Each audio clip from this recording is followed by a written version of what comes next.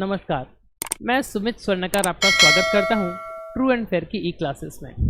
हम पढ़ रहे हैं फाइनेंशियल अकाउंटिंग और इस टॉपिक में आज हम स्टार्ट करने वाले हैं एक बहुत ही इम्पॉर्टेंट कंसेप्ट जो है आपका बैंक रिकंसिलिएशन स्टेटमेंट। समझेंगे इस चीज़ को, ये क्या है, कैसे काम करता है, मैनुअली इसको सॉल्व करके देखेंगे, ये स्टेटमेंट मैनुअली बनाएंगे। तो चलिए स्टार्ट करते हैं। आप पहले इस चीज़ को समझिए। लेट्स सपोज आप अपना हिसाब किताब रिकॉर्ड कर रहे हो, ठीक है, जिसे हम कहते हैं बुक्स ऑफ अकाउंट। आप अपना बुक्स ऑफ अकाउंट मेंटेन करते हो, जहां पर लेट्स सपोज आपने आपका बैंक अकाउंट का एक लेजर बना के रखा हुआ है जिसे आप बैंक अकाउंट बोलते होंगे। अब यहाँ पर जब भी आप बैंक में पैसा जमा करते होंगे आप इसमें ऐड करते होंगे, जब आप बैंक से पेमेंट करते होंगे अब यहाँ से पैसे को माइनस कर देते होंगे। सेम यही चीज़ जो बैंक है, जिस बैंक में आपका अकाउंट है, लेट सपोज आप एग्जाम्पल के तौर पे ले लीजिए स्टेट बैंक ऑफ इंडिया, ठीक है, हम इसको SBI बैंक लेते हैं, ठीक है। तो SBI बैंक वाला क्या कर रहा है, वो भी आपका हिसाब किताब मेंटेन करता होगा। जब जब आप पैसा डिपॉजिट करते होगे तो ये बैंक बताएगा। बैंक वाला क्या करता है, बैंक वाला आपके नाम का एक पासबुक मेंटेन करता है। तो जब जब आप पैसा डिपॉजिट करोगे बैंक वाला इसमें ऐड करेगा, जब जब आप पैसा इससे निकाल लोगे बैंक वाला माइनस करेगा। यानी कि at any point of time जो बैंक में आपका बैलेंस है वही बैलेंस आपके बुक्स में भी होना चाहिए, क्योंकि यहाँ पर आप अगर बैंक को पैसा दे रहे हो तो बैंक उसको भी रिकॉर्ड कर रहा है, आप भी रिकॉर्ड कर रहे हो। आप पैसा निकाल रहे हो तो आप भी रिकॉर्ड करते हो, बैंक भी रिकॉर्ड करता है। ये सिचुएशन होता है। तो at any point of time आप इस चीज़ को समझिए कि आपका जो बैंक अकाउंट है उसका डिटेल दो जगह पर मेंटेन हो रहा है, एक आप रिकॉर्ड करते हो, दूसरा बैंक करता है। तो at any point of time in दोनों का बैलेंस सेम होना चाहिए, ठीक है। लेकिन फिर भी क्या होता है, कुछ ऐसे सिचुएशन आते हैं जहां पर आप जो मेंटेन करके रखे हो ये बैलेंस कुछ अलग फिगर होगा और जो बैंक में है वो कुछ अलग फिगर होगा। यानी कि ये दोनों बैलेंस आपस में इक्वल नहीं करते। अब वो क्यों नहीं करते, ड्यू टू सम ट्रांजेक्शन। कुछ ट्रांजेक्शन्स यहाँ पर होंगे जो यहाँ पर अवेलेबल नहीं होंगे, या कुछ ट्रांजेक्शन बैंक पासबुक में है लेकिन आपको पता नहीं है इसलिए आपने उसको रिकॉर्ड नहीं किया। तो हम क्या करेंगे, इन सबको आइडेंटिफाई करके मैच कराएंगे और फिर देखेंगे कि हमारा ये बैलेंस मैच कर जाएगा। तो ये जो हम मैच करवाते हैं, मतलब हमारे अकाउंट्स में जो हमारा बैलेंस है और बैंक पासबुक में जो बैलेंस है, इन दोनों का जो डिफरेंस आ रहा है ये कैसे आ रहा है, इसका हम एक स्टेटमेंट बनाते हैं जिस स्टेटमेंट को कहते हैं बैंक रिकंसिलिएशन स्टेटमेंट। बेसिक फंडा यही है, ठीक है। अब और थोड़ा डिटेल में जानेंगे फिर हम प्रैक्टिकल में आएंगे। आज हम डिस्कस करने वाले हैं बैंक रिकंसिलिएशन स्टेटमेंट के बारे में। स्टेप बाय स्टेप गाइड आपको डिस्कस हम कराएंगे। एंड इस वीडियो को देखने के बाद मैं आपको एक भरोसा दिला दूं कि आपको ज़िंदगी में कभी और इस वर्ड से डर नहीं लगेगा, क्योंकि हम इतने अच्छे से इसको कवर करने वाले हैं कि आप अगर पहली बार इस वीडियो को देख रहे हो तो तब भी आपको अच्छे से समझ में आएगा। एंड इसके बाद जो हमारा पास्ट एक्सपीरियंस कहता है, आप ये वीडियो देखने के बाद अगर आप एक स्टूडेंट हो तो आप सीधा BRS का नंबर उठाइए, आप फटाफट इसको इजीली सॉल्व कर पाएंगे, पक्का।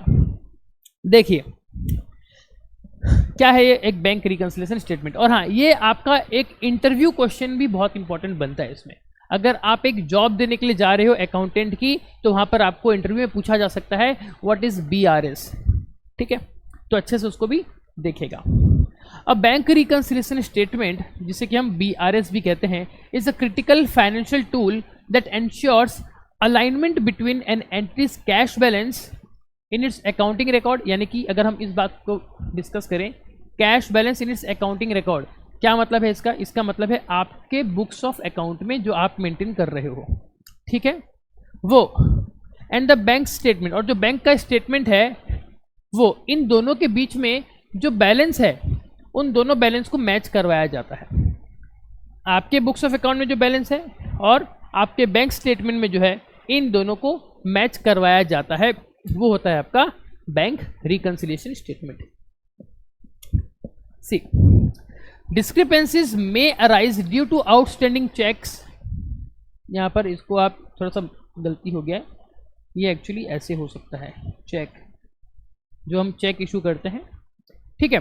तो जो डिफरेंस आ रहा है आपके बैलेंस में और बैंक बैलेंस में, वो क्यों आ रहा होगा, वो आ रहा होगा ड्यू टू चेक। आपने कुछ आउटस्टैंडिंग चेक दे दिया होगा, उसके लिए आ रहा होगा। डिपॉजिट इन ट्रांजिट, मतलब आपने डिपॉजिट किया था वो अभी रास्ते में है। कुछ बैंक की गलतियां हैं, बैंक एरर्स हैं, हर एक एक चीज को डिस्कस करेंगे डिटेल में, चिंता मत कीजिए। और अनरिकॉर्डेड ट्रांजेक्शन, या फिर कुछ ऐसे ट्रांजेक्शन्स जो आपने रिकॉर्ड नहीं किया या फिर बैंक ने रिकॉर्ड नहीं किया।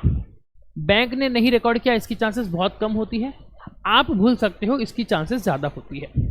ठीक है, अब देखिए, the primary purpose of the BRS is to uphold the accuracy and reliability of an entity's financial statement. जी हाँ, अगर आप एक BRS मेंटेन करते हो तो उससे क्या हो जाएगा, आपका जो एक्यूरेसी है वो थोड़ा बढ़ेगा। मतलब आपके बुक्स ऑफ अकाउंट में आपने जो लिखा और आपका बैंक पासबुक में जो है, दोनों एक दूसरे के साथ अलाइनमेंट करेगा, दोनों सेम होगा। मतलब क्या, आप हर एक चीज को रिकॉर्ड कर रहे हो तभी वो चीज सेम हो रहा है। ठीक है, देखिए आगे बढ़िए। Components of bank reconciliation statement, जब हम एक बैंक रिकंसिलिएशन स्टेटमेंट बनाते हैं तो उसमें क्या क्या चीज़ों को हमको ध्यान देना रहता है और उसके अंदर क्या क्या कंपोनेंट होते हैं वो जरा हम समझ लेते हैं। सबसे पहले आता है आपका balance as per bank statement. जी हाँ, जब आप एक बैंक रिकंसिलिएशन स्टेटमेंट बनाते हो या फिर आप BRS जब बनाते हो तो वहाँ पर आपको एक कंपोनेंट दिखता है जो होता है आपका balance as per bank statement. क्या होता है ये, देखिए, the concluding balance on the bank statement encompassing all bank processed transactions such as deposit, withdrawal and associated charges और interest। भाई इंग्लिश में इतना हाई फाई बोल दिया, कुछ समझ में नहीं आया, मैं आपको बताता हूँ क्या कह रहा है ये कह रहा है आपको द कंक्लूडिंग बैलेंस, मतलब क्या, आपके बैंक स्टेटमेंट में आप देखोगे कि आपके पास बहुत सारे क्या हुए होंगे, डिपॉजिट हुए होंगे, विड्रॉल हुए होंगे और उससे रिलेटेड कुछ चार्जेस होंगे या इंटरेस्ट होगा। ठीक है, इन सारे चीज को ध्यान में रखते हुए लास्ट में जो बैलेंस आया, that is your concluding balance, उसे हम कहते हैं balance as per bank statement. I hope आपको बात समझ में आ गई होगी। थोड़ा सा और इलाबोरेट करता हूं आपको मैं। लेट सपोज आपके बैंक में 0 रुपीज थे, आपने बैंक में 5,000 रुपये जमा किए, फिर आपके बैंक से बैंक चार्जेस कट गया 25 रुपीज का, फिर आपके बैंक में आपको इंटरेस्ट मिला लेट सपोज 105 रुपीज का, तो क्लोजिंग बैलेंस कितना बचा करके देखिए, 5080 आया, ये आपका आ गया क्लोजिंग बैलेंस बैंक का। और यही बैलेंस हमारा क्या है, balance as per bank statement. मतलब जब आपको एक पासबुक मिलती है तो पासबुक में एकदम लास्ट वाली जो एंट्री होती है, या अगर आप एक बैंक स्टेटमेंट प्रिंट आउट निकालते हो बैंक से या ऑनलाइन बैंकिंग से, तो एकदम लास्ट में जो ट्रांजैक्शन का क्लोजिंग बैलेंस होता है वही आपका होता है balance as per bank statement. ठीक है, फिर देखिए दूसरा क्या है, होता है आपका balance as per cash book. ये तो वो है जो आप रिकॉर्ड करते हो, यानी कि ये आपके बुक्स ऑफ अकाउंट में ये आप खुद मेंटेन करते हो। आप खुद बोलने का मतलब हम जो मेंटेन कर रहे हैं, हमारे बैंक में पैसा आया, हमारे बैंक से पैसा चला गया, इसका हम हिसाब रखते हैं ना, तो बस वही बोल रहा है। तो लेट सपोज इसका क्या मतलब हो गया, balance as per cash book मतलब the culminating balance in the entity's accounting record. जी हाँ, ये ध्यान दीजिएगा, एंटिटीज अकाउंटिंग रिकॉर्ड में जो बैलेंस आ रहा है लास्ट में, ठीक है, encompassing all cash and bank transaction recorded including receipt, आप सारे रिसिप्ट उसमें रिकॉर्ड किए हो, पेमेंट रिकॉर्ड किए हो, एंड अदर रेलिवेंट एंट्रीज आप भी रिकॉर्ड किए हो। क्या मतलब है इसका, समझ लीजिए। मैं अपने बुक्स में अपना रिकॉर्ड मेंटेन कर रहा हूँ कि लेट सपोज मैंने बैंक में एक अकाउंट खोला तो प्लस 5000, मैंने 5000 रुपये देकर बैंक में एक खाता खोला, तो मेरे हिसाब से मेरे बैंक में, लेट सपोज मेरी बैंक है SBI, तो मेरे हिसाब से आज की तारीख में मेरे बैंक में 5000 रुपये होने चाहिए। फिर मैंने और 5000 रुपये उसमें जमा किए, तो अब मेरे हिसाब से मेरे बैंक में कितना बैलेंस हो जाना चाहिए, 10,000 रुपये। 5 + 5 10,000। फिर मैंने बैंक से 3,000 रुपये का किसी को पेमेंट किया, तो कितना हो गया 10 - 3 यानी कि 7,000। फिर मेरे बैंक में मेरे को इंटरेस्ट मिला लेट सपोज 500 का, तो कितना बैलेंस हो गया 7,500। फिर मैंने बैंक से किसी को पेमेंट किया लेट सपोज 3,500 का, तो कितना बैलेंस बचा, यहाँ से 3,500 चले गया तो 4,000।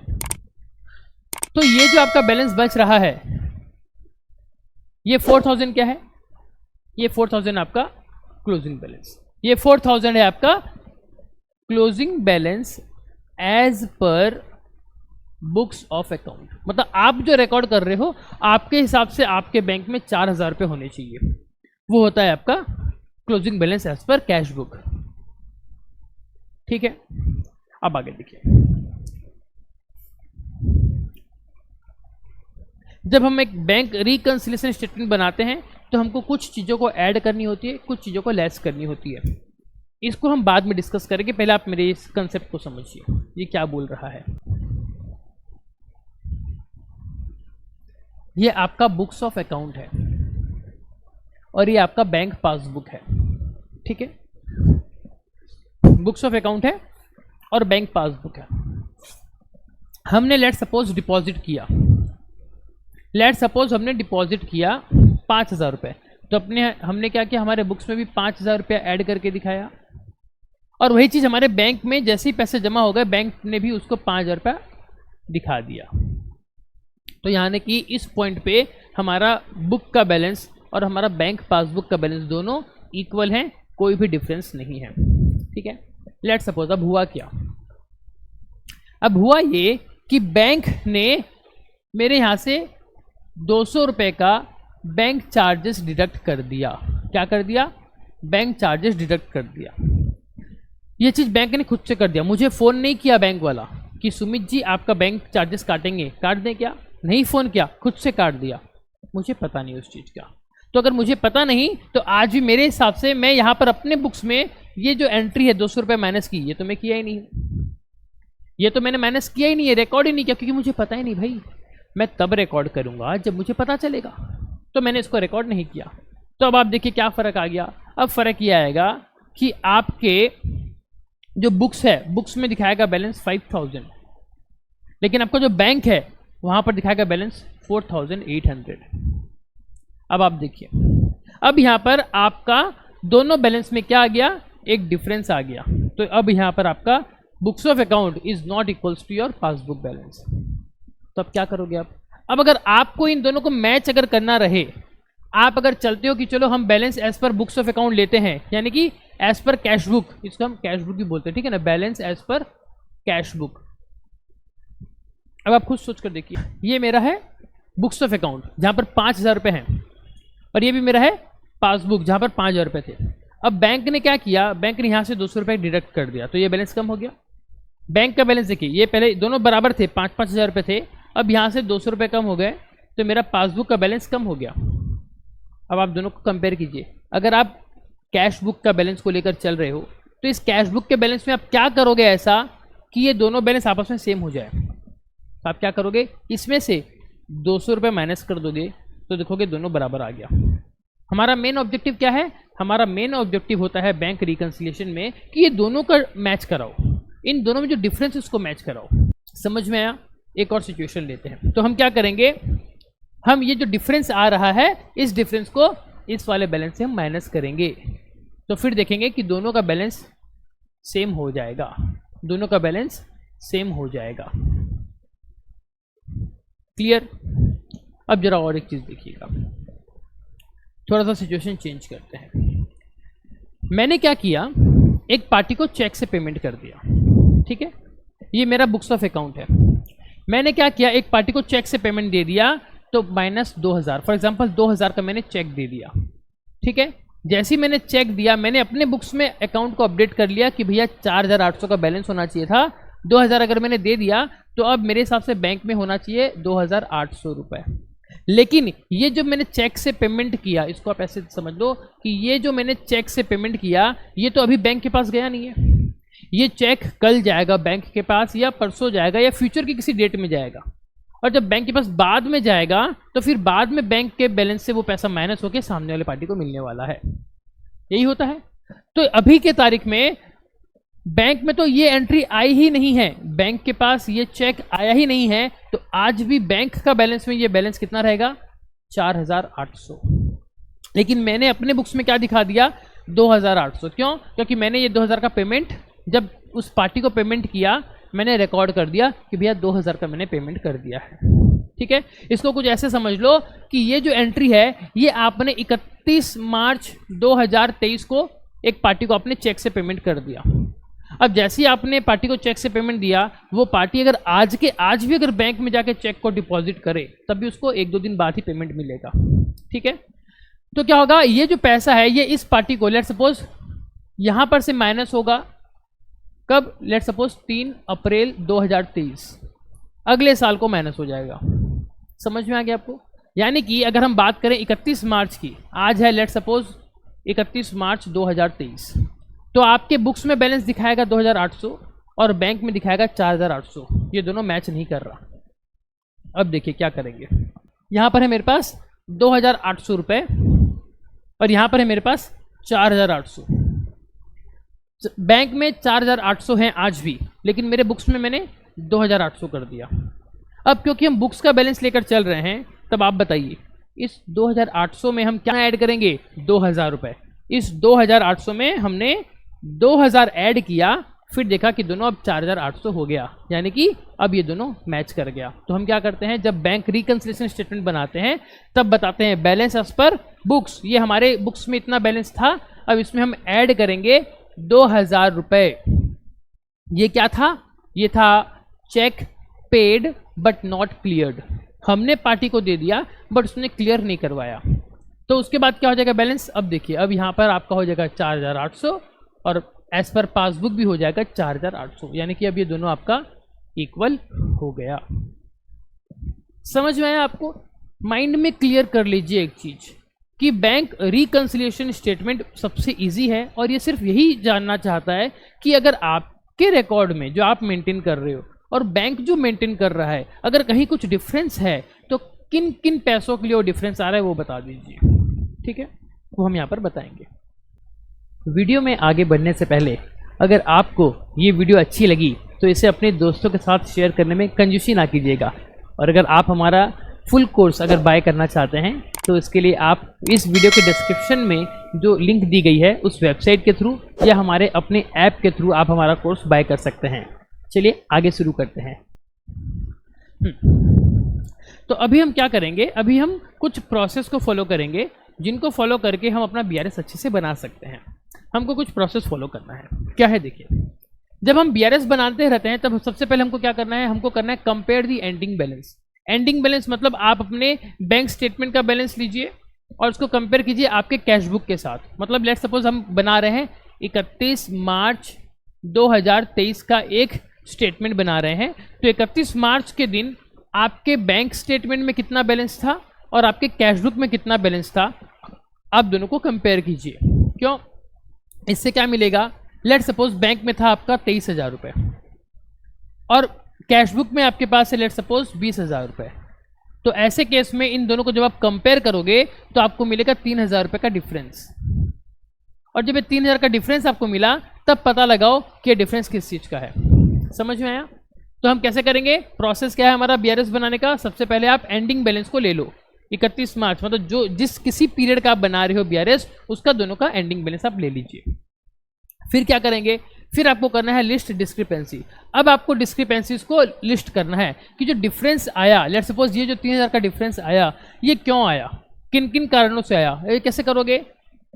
अब कुछ ट्रांजेक्शन आपके बैंक स्टेटमेंट में होंगे और कुछ ट्रांजेक्शन आपके कैश बुक में होंगे। कैश बुक मतलब जो आपका बुक्स ऑफ अकाउंट है, आप जो मेंटेन कर रहे हो। ठीक है, आप देखो आपके लेट सपोज यहाँ पर बैंक में 1, 2, 3 ऐसे ट्रांजेक्शन्स हैं और कैश बुक में भी आपके पास 1, 2, 3 ऐसे ट्रांजेक्शन्स हैं। अब मैच करो कौन कौन से ऐसे ट्रांजेक्शन है जो दोनों में है, जो दोनों में उसको कट कर दीजिए। तो लेट सपोज हमने 2 को छोड़ दिया कि जो 2 वाला है ये बैंक में है और कैश बुक में नहीं है, और वाइस वर्सा। इस तरीके से आप एक लिस्ट आइडेंटिफाई करो। कुछ ट्रांजेक्शन्स बैंक में मिलेंगे, कुछ ट्रांजेक्शन आपके ऑन रिकॉर्ड में मिलेंगे, तो आप उसका लिस्ट बना लीजिए। Identify and list the differences between the bank statement and the cash book balance. अब जो डिफरेंस आ रहा है ये डिफरेंस किन किन कारणों के लिए आ रहा है उसका एक लिस्ट बना लीजिए।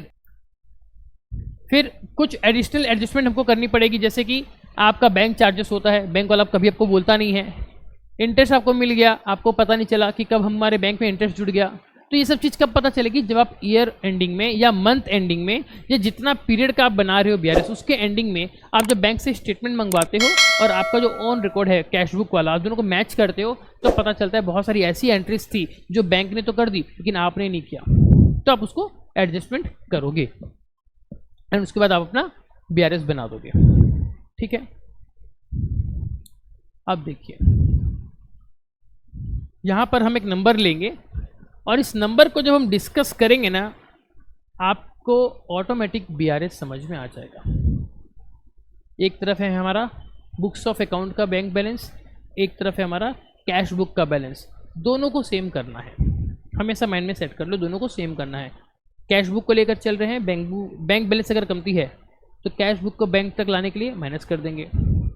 कैश बुक कमती है और बैंक का अगर ज़्यादा है तो कैश बुक में ऐड कर देंगे ताकि दोनों सेम टू सेम हो जाए।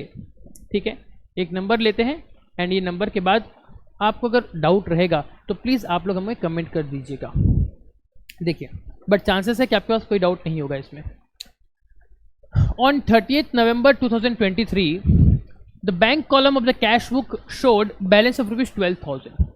मतलब आपके पास जो ये आपका बुक्स ऑफ अकाउंट है, ये आपका रिकॉर्ड जो है वो कहता है कि आपके पास 12,000 रुपये होने चाहिए, लेकिन पासबुक जो है वो एक डिफरेंट बैलेंस बता रहा है। क्यों बता रहा है? इन कारणों के लिए।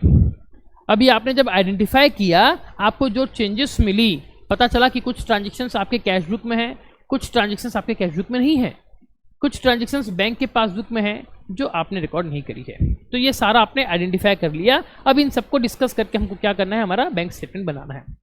तो चलिए, हमारे पास क्या है, bank balance as per cash book हमको मिल गया, तो हम एक बैंक रिकंसिलिएशन स्टेटमेंट बनाते हैं। हम बनाते हैं एक बैंक रिकंसिलिएशन स्टेटमेंट। ठीक है, कैसे करेंगे देखिए। Balance as per cash book कितना आया, ये क्या है, this is our on record maintain by us. हम जो मेंटेन कर रहे हैं ना, ये वो बैलेंस है। कितना आया, 12,000 रुपये। हमने देखा कि हमारे हिसाब से 12,000 रुपये आना चाहिए, ये हमने यहाँ पर लिख दिया। अब इसमें कुछ ऐड लेस करेंगे, एडजस्टमेंट करेंगे। आ जाइए पहली एंट्री के ऊपर, क्या कह रहा है ये देखिए। Cheques paid into the bank ₹8,000। ठीक है, हमने cheques paid into the bank 8,000, हमने बैंक में दिया 8,000 रुपया। But out of these only cheques of ₹6,500 credited by bankers. मतलब हमने 8,000 रुपये जमा किया।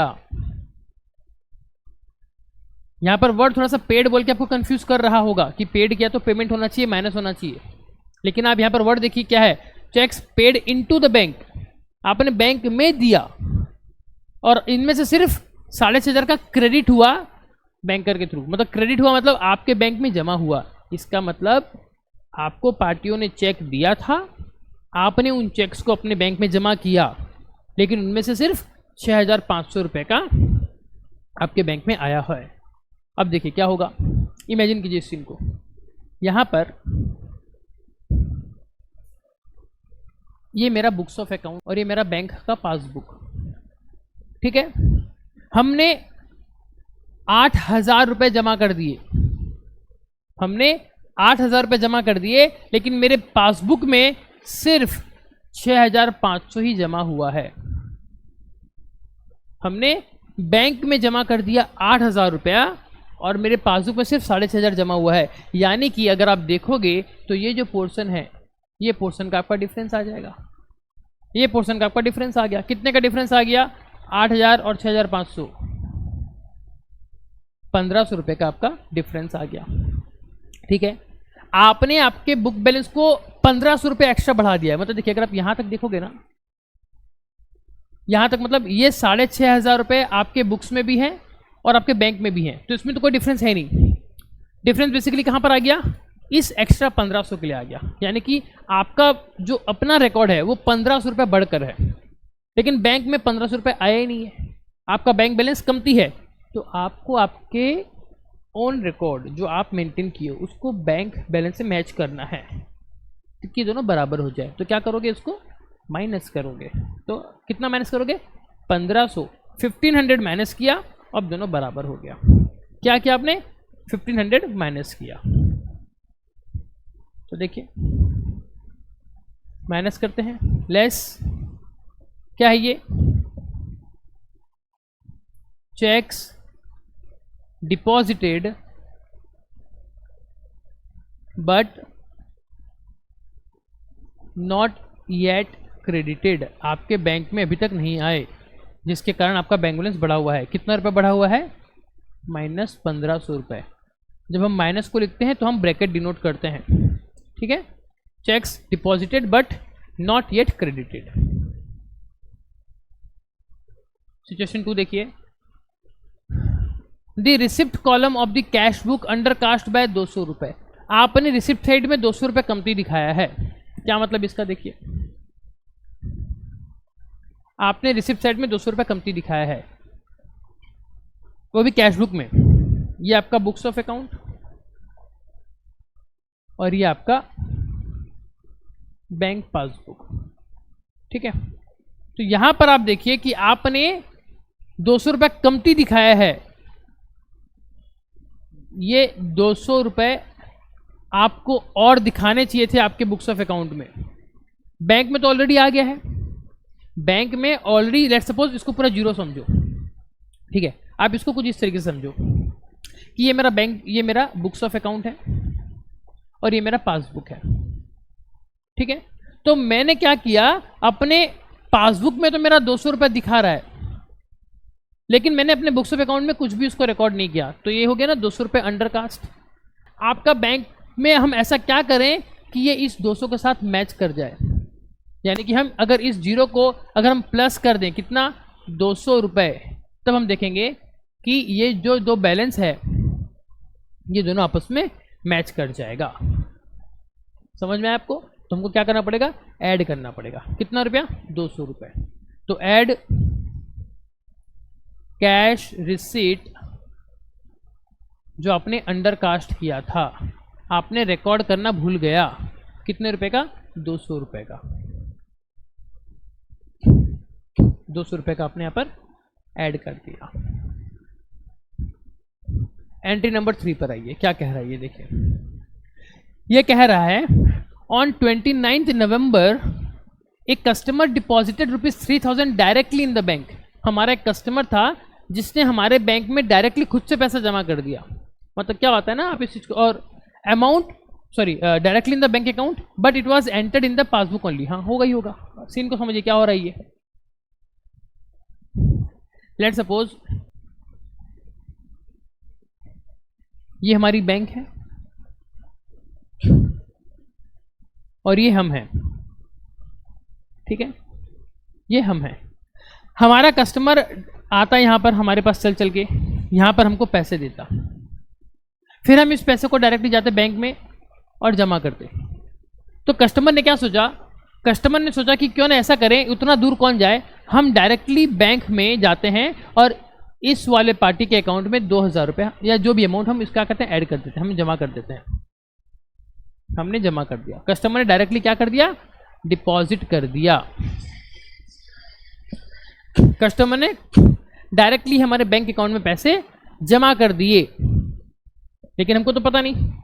लेकिन जैसे ही कस्टमर ने बैंक में जमा किए, बैंक का बैलेंस प्लस हो गया। लेट्स सपोज हम 2000 रुपये लेते हैं, 3000 है हमारे एग्जाम्पल में, तो मेरा बैंक का बैलेंस 3000 रुपये से बढ़ गया, लेकिन मुझे तो पता ही नहीं। तो क्या सीन होगा? देखिए सीन क्या होगा, देखिए यहां पर सीन क्या हो जाएगा। ये मेरा बुक्स ऑफ अकाउंट और ये मेरा बैंक पासबुक। तो जैसे कस्टमर ने डायरेक्टली पैसा जमा कर दिया, मेरा बैंक पासबुक में 1000, 2000, 3000, 3000 बढ़ गया। 1000, 2000, 3000 कस्टमर ने डायरेक्टली मेरे बैंक में जमा कर दिया, तो मेरा बैंक का बैलेंस बढ़ गया है, लेकिन मेरे बुक्स में तो रिकॉर्ड किया ही नहीं है। मुझे पता ही नहीं ना भाई, कस्टमर डायरेक्टली चले गया और डायरेक्टली बैंक में जमा कर दिया, मुझे बताया भी नहीं। अगर मुझे बताता तो मैं अपने रिकॉर्ड में अपडेट कर लेता, मैंने रिकॉर्ड नहीं किया। तो अब देखिए, अब मेरे हिसाब से मेरे बैंक में है 0, लेकिन मेरे बैंक में है 3000। तो अपने बुक्स ऑफ अकाउंट वाले बैलेंस में मैं क्या करूं कि ये भी इसके साथ मैच कर जाए। मतलब हम क्या करेंगे, यहां पर ऐड करेंगे। क्या करेंगे? ऐड करेंगे। कितना ऐड करेंगे? ये जो डिफरेंस आया, कितने का डिफरेंस आया था? 3000 का। कहां ऐड किया? बुक्स ऑफ अकाउंट में ऐड किया। समझ में आया आपको? तो देखिए बुक्स ऑफ अकाउंट में ऐड कर देते हैं।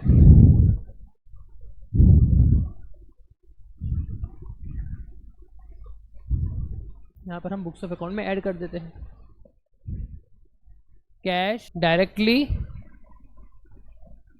Deposited by customer. कितना जमा कर दिया उसने? 3,000 रुपये डायरेक्टली कस्टमर ने जमा कर दिया। बहुत अच्छी बात है। फिर देखिए, चेक्स ऑफ ₹9,200 वर इशूड, हमने इशू किया, मतलब हमने यहां पर क्या किया? पेमेंट किया। हमने यहां पर पेमेंट किया मतलब हमने अपने बुक से क्या कर दिया होगा? इसको माइनस कर दिया होगा। Of which 2200 were presented for payment, और उसमें से सिर्फ 2200 रुपए का ही पेमेंट हुआ है। कब हुआ? 15 जुलाई में हुआ। बहुत पुराना बैलेंस है। इसको एक काम करो, जुलाई मत करो, इसको नवंबर ले लो। लेट सपोज हम नवंबर का डेटा ले रहे हैं, ठीक है। हमने 9,200 रुपए का पेमेंट किया, लेकिन सिर्फ 2200 रुपए का पेमेंट अभी तक बैंक से गया है। क्यों होता है ये जरा समझ लीजिए, फिर आपको ये चीज और अच्छे समझ में आएगी, ठीक है। कितना था बैलेंस? एक बार फिर से ले लेते हैं। 9,200, 2,200, ठीक है।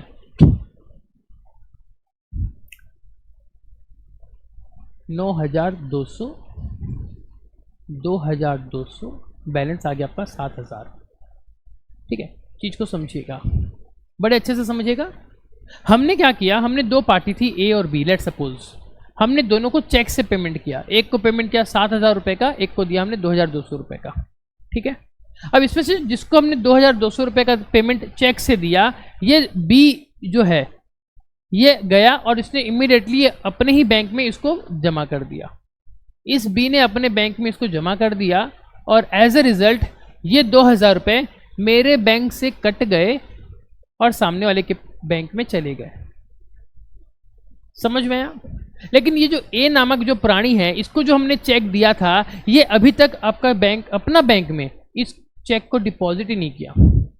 कुछ भी इशू हो सकता है। आपको बता दूं, इंडिया में जो चेक होता है उसकी वैलिडिटी होती है, पता है किसी को कितनी वैलिडिटी होती है?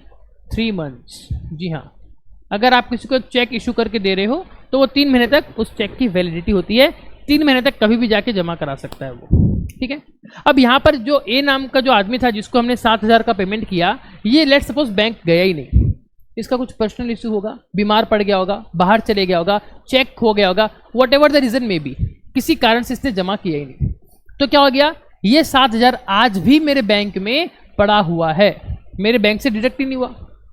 तो देखिए यहां पर सीन क्या बन रहा है, ये मेरा बुक्स ऑफ अकाउंट और ये मेरा पासबुक, ठीक है। तो मेरे बैंक में आज भी 7,000 रुपए पड़े हुए हैं, लेकिन मैंने अपने बुक से क्या किया था? मैंने तो पेमेंट करके इसको जीरो कर दिया था कि हमने पेमेंट कर दिया भैया। तो मेरे बैंक में 7,000 रुपए कमती हैं। तो हम क्या करेंगे? ऐसा क्या करें कि ये जो दोनों हैं बराबर हो जाए। हम यहां पर जो जीरो था उसमें हमने 7,000 रुपये क्या करना है? ऐड करना है। अगर हम इसको ऐड कर देंगे तो दोनों बराबर हो। हमने क्या करना है? 7,000 रुपया प्लस करना है। हमने यहां पर 7,000 रुपया प्लस करना है। क्या करेंगे हम? Check issued but not presented, मतलब सामने वाले ने उसको बैंक में प्रेजेंट नहीं किया पेमेंट के लिए, ठीक है। कितने रुपए का? 7,000 रुपये का। उसके बाद देखिए आते हैं लास्ट एंट्री। क्या कह रहा है ये? Passbook shows a credit of ₹330 as interest. मेरे पासबुक में हमने ये देखा कि एक इंटरेस्ट आया है 330 रुपए का, क्रेडिट हुआ है। मेरी पासबुक क्रेडिट हुई है मतलब इनकम हुआ है। तो मेरे पासबुक में देखने से पता चला कि 330 रुपए बैंक ने डाल दिया। मेरे 330 रुपए हम यहां पर ऐड करेंगे। क्या करेंगे? इंटरेस्ट इनकम कितना? 330 रुपए। फिर 60 रुपए का बैंक ने चार्जेस काट दिया। 60 रुपए का बैंक ने चार्जेस काट दिया तो क्या हो जाएगा? बैंक ने चार्जेस काट दिया तो बैंक से तो चले गया, तो मैं यहां पर 60 रुपए माइनस करूंगा। क्या? बैंक चार्जेस 60 रुपए माइनस हो गया। अब हम टोटल कर देंगे। टोटल कर देंगे तो हमको क्या मिल जाएगा? Balance as per passbook. चलिए करते हैं टोटल। 20,970 रुपये। तो आपके बैंक में जो बैलेंस होगा, बैंक में बैलेंस होगा आपका 20,970 रुपये। लेकिन आपके पास कितना था? 12,000 रुपये था। आपके पास कितना रुपया था? 12,000 रुपये था, लेकिन बैंक में कितना आया? 20,970 आया। तो जो डिफरेंस आ रहा है, ये जो आपका 12,000 से लेकर 20,970 का जो डिफरेंस आ रहा है, वो इन कारणों के लिए आ रहा है। आई होप आपको बात समझ में आ गई होगी।